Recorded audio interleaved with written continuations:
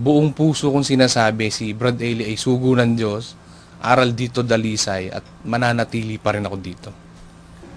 Sa ngayon na nagbibigay sa akin ng tulong si Brad Eli. Noong nakaraan, binigyan niya ako ng pera para panggamot. Wala naman ako ibang nilalapitan.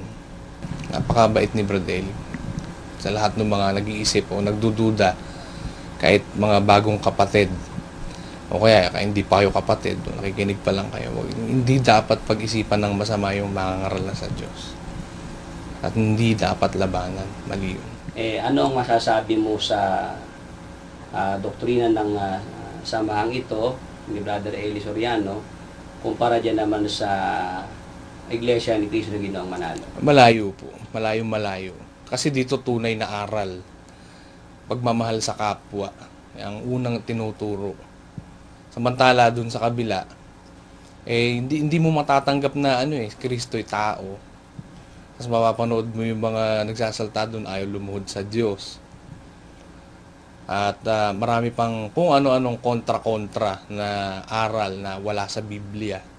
Yun ang maririnig mo sa kanila. Samantalang dito, pag si Brad Eli nagsalita, maliliwanagan ka, makikita mo yung linaw nung aral na tinuturo ng Panginoong Hesukristo. Malaki pagkakaiba, malayo. Milya-milya yung agwat.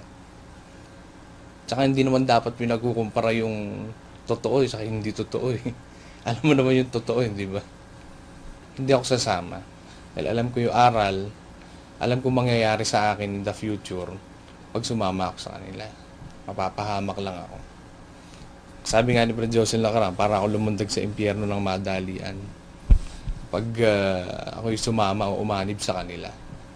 Yun po.